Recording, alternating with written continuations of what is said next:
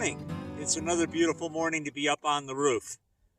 I know it seems like I'm really milking this project, but we're only able to get a couple hours worth of work done each day. When the wind kicks up, I'm not going to be up here. I just have too much fear of heights, and I don't want to be hanging over the edge with the wind blowing. Anyways, today we're going to get the second piece of rake flashing on, and here it's much clearer to see what I was talking about by using these spacers. If you look closely, you'll see that the hump portion of the first panel has been trimmed off, and I just have to basically replace it using 4 or 5 of these pieces that I've manufactured, and I'll just screw those on right here, and that'll provide the right height for the rake flashing to sit at.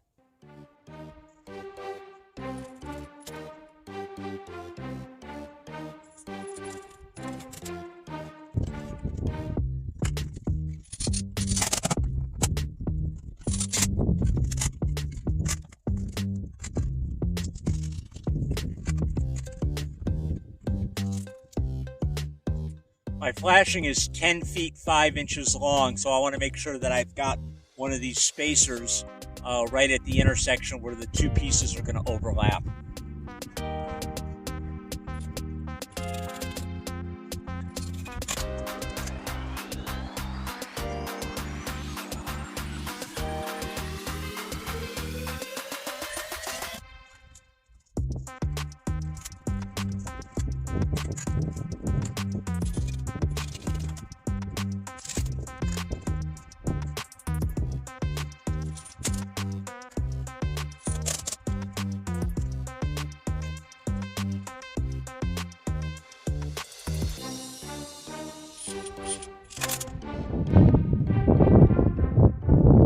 The wind is picking up, and this is my least favorite corner to work on.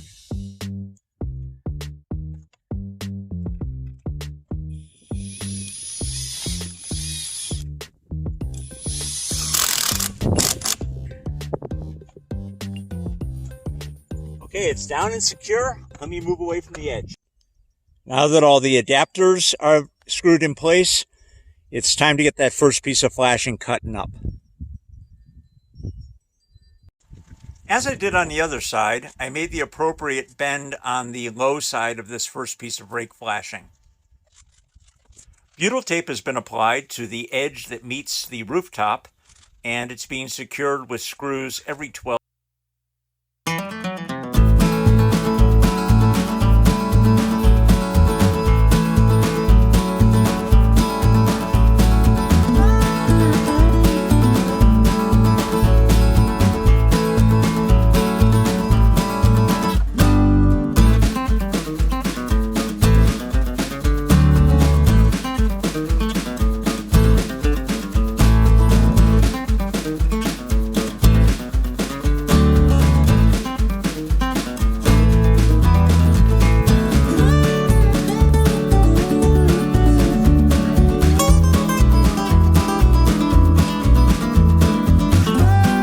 One down, 2 to go.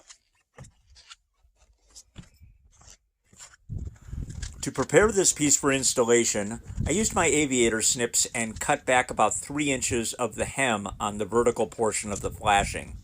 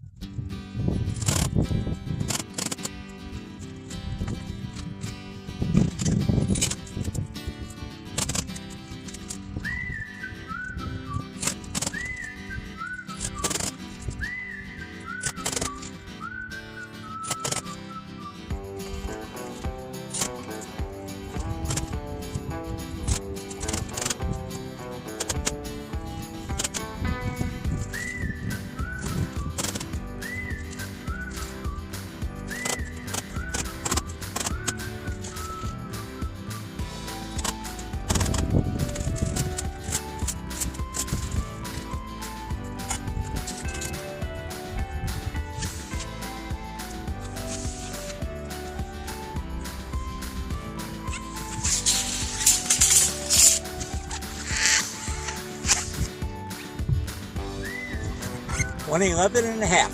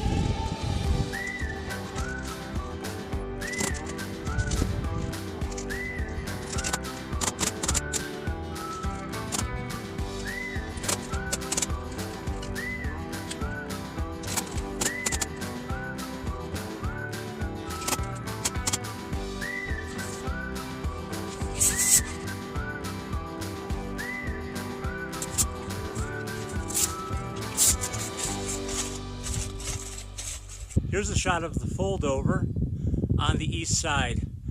It came out pretty good. I made it an inch instead of 3/4 of an inch long, and I can see how it's hanging over 1/4 of an inch. The rake flashing on the east side of the house is now complete. The last thing to do will be to put up the ridge flashing, going here along the south side of the house.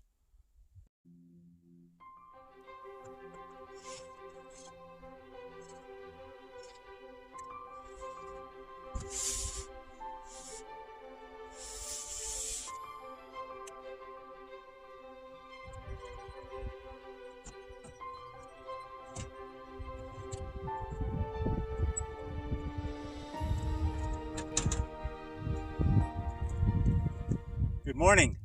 Time to get the ridge flashing done. We've got a delivery of windows coming tomorrow, and there's no more time to waste. So the winds are calm right now. Let's get started. Our ridge flashing has been pre-bent by the manufacturer according to our roof pitch. So I don't have to worry about the angle that it's bent at.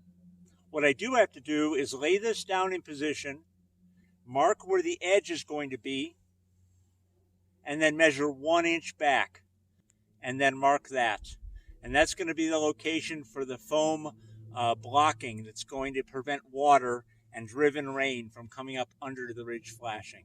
You'll see what I'm talking about.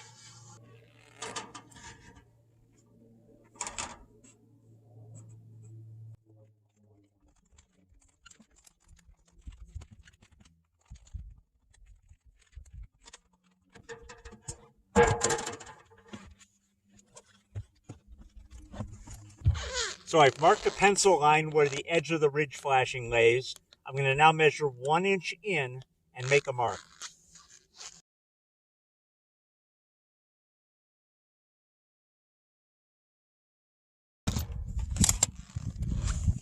So now that I have that marked, what I need to do is run some butyl tape right along that 1 inch mark. Yvonne is so much better at this than I am, but gotta do what you gotta do.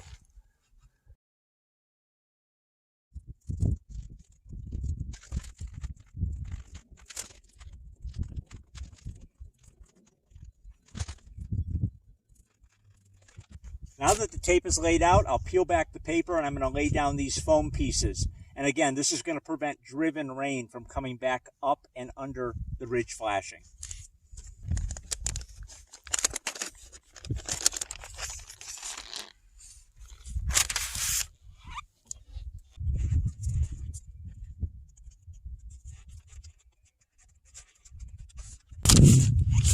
Some people might find this step unnecessary, but the tape was about $5, and these pads, I think these were $5 per package of 4. I needed 4 of them, so we're talking about less than $25. I think it's worth it for the assurance that water isn't going to get up under there.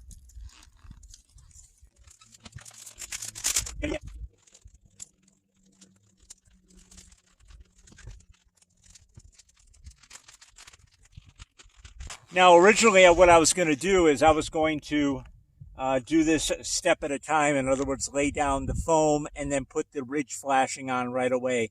And I think what I'm going to do is I'm going to run this the entire length and then do the metal all at once.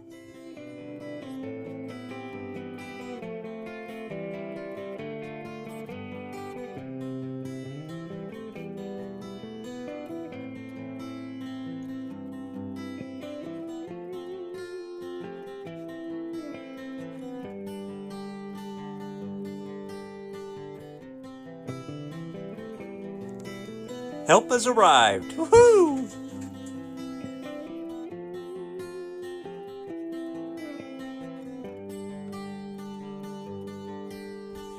With the foam closure strip in place, the next step is going to be to put a bead of silicone on top of that foam closure strip. You want to make sure you have an exterior grade 100% silicone. You don't want an acrylic silicone.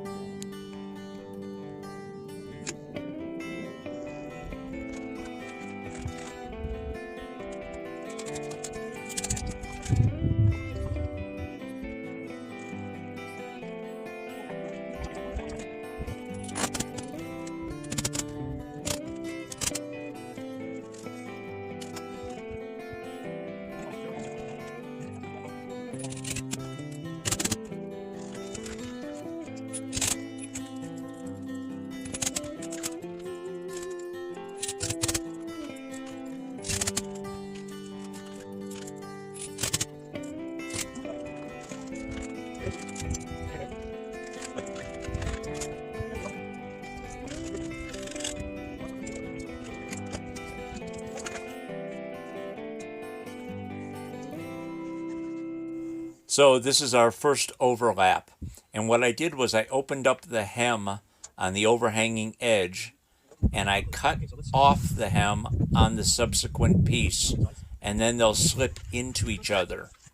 I was having a hard time getting the two pieces to mate together. The hem on the first piece that we put up was a little tight, and as a result I had a hard time sliding the second piece in. With a little finagling we did manage to get it done though.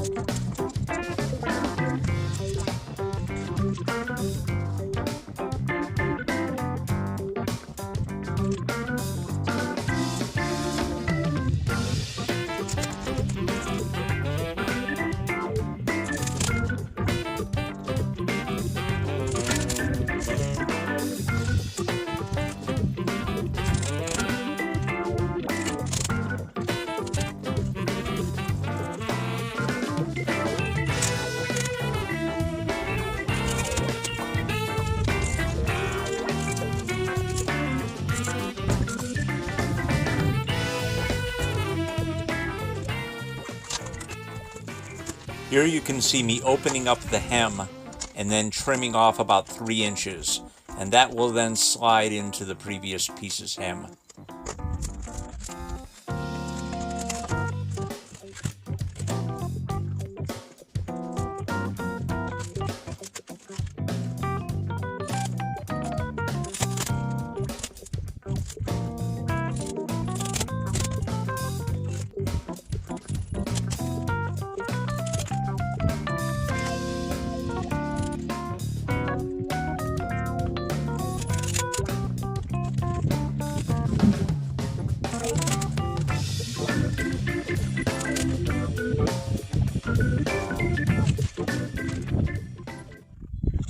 Okay, the ridge flashing is installed on the roof.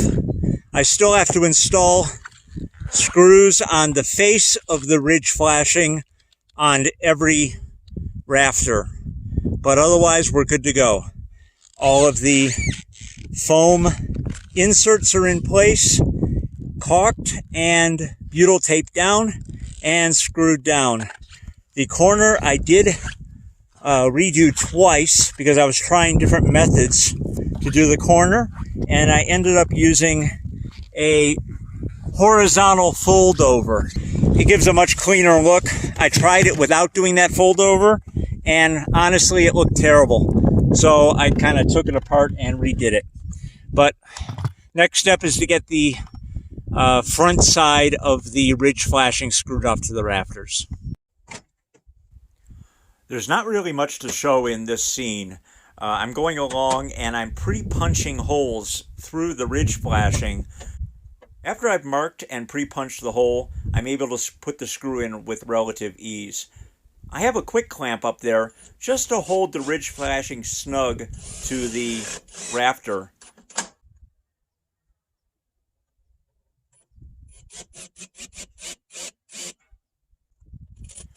Another problem I'm having is, as I mentioned earlier, we're getting our windows delivered today.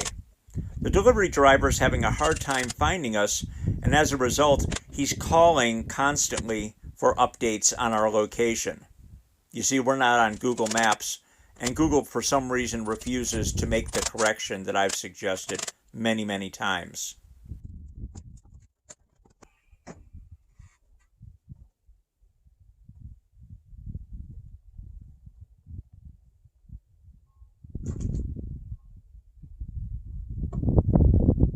No, that last little scene was not slow motion.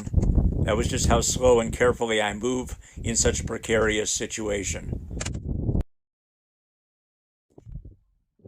Okay guys, I got the rest of the ridge flashing screwed off, and with that the roof is now complete.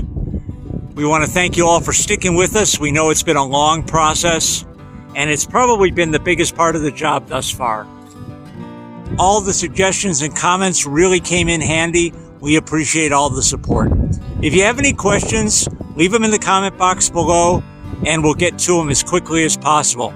Thanks again for watching, and we'll catch you in the next video.